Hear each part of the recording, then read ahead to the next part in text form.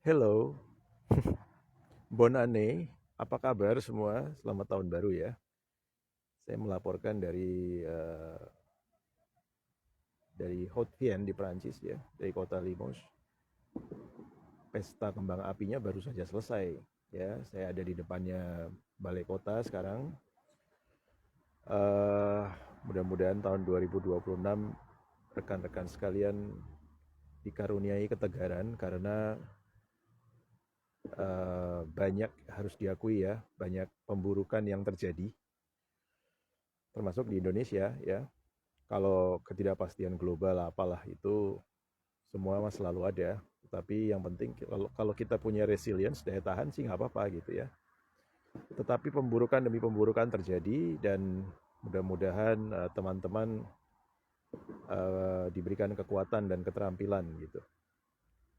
Sebagai contoh, likuiditas yang bertambah di pasar kita belum menunjukkan dampak terhadap pertumbuhan, termasuk kredit, penyerapan, konsumsi dan lain sebagainya. Ya, termasuk sudah dari sejak Q3 di 2023 yang lalu kita mengalami pelemahan di permintaan agregat ya. Makanya jumlah ojol, pengemudi online ya, PHK terus bertambah, termasuk juga lesunya permintaan, tutupnya gerai-gerai di mall dan lain sebagainya. Untuk di Eropa sendiri situasi masih stagnan begitu.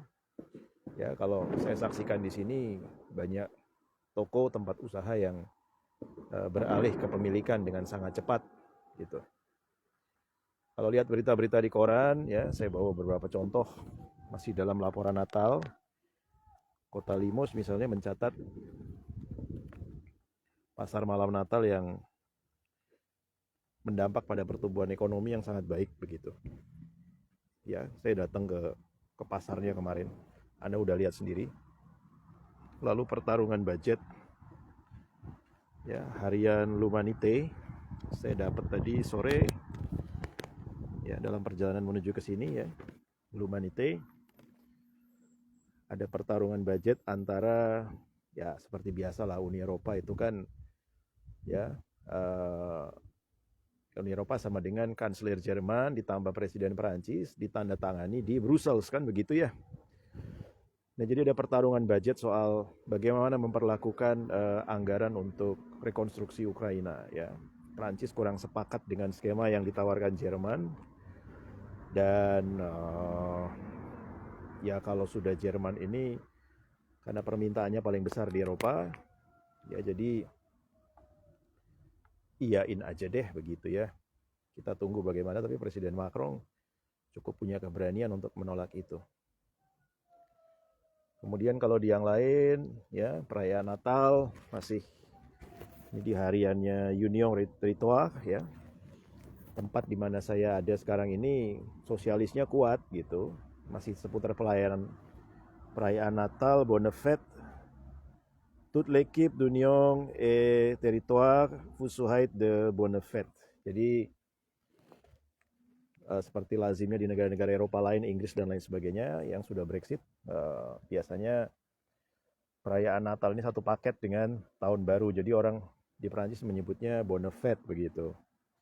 Ya, menurut laporan dari Tahta Suci Vatikan Kepausan 2025 yang lalu itu ada jumlah baptisan dewasa di gereja Katolik itu sebesar 7.100 something ya. Sementara di tahun sebelumnya ya 2024 sebesar 5.400. Jadi ada jumlah peningkatan pemeluk Katolik dari perspektif pendaftaran baptisan dewasa ya. Di Amerika Serikat sendiri survei oleh Pew Research Institute ya, juga oleh Gallup menunjukkan bahwa rata-rata 47 sampai 51% jumlah orang Amerika dewasa itu menyatakan akan hadir pada acara kebaktian di malam Natal di gereja gitu. Nah, umat Kristiani sebagai umat yang jumlahnya paling banyak di dunia, umat beragama ya, 2,3 sampai 2,6 miliar ya, diikuti umat Islam ya. Itu mempunyai tanggung jawab yang besar, tidak hanya karena semata jumlahnya banyak, tetapi juga umat Kristiani merupakan umat yang memiliki akses paling besar terhadap kapital, modal, ya, sains, ilmu pengetahuan dan teknologi, kemajuan-kemajuan, pemenang Nobel ya, sekitar 63% itu diasosiasikan sebagai umat Kristiani. Oleh karena itu, terutama di benua Amerika ya, kalau Anda lihat dari Alaska sampai ke Tierra del Fuego di selatan ya, bisa dikatakan mungkin the new Christendom ya, selain Eropa ya. Karena cukup mutlak tidak ada agama lain selain agama Kristen di sana begitu. Nah, jadi dengan komposisi umat yang terbanyak, umat beragama yang paling besar juga penguasanya terhadap akses ilmu pengetahuan, teknologi, modal, kapital, persenjataan, dan aktualisasi politik global ya, di mana 4 dari 7 negara maju G7, anggota G7 adalah Protestan, 2 Katolik, 1 Shinto ya, Jepang ya.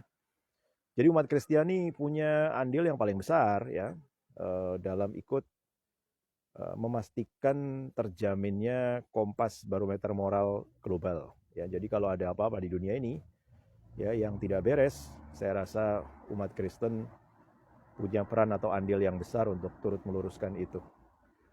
Oke rekan sekalian, selamat tahun baru.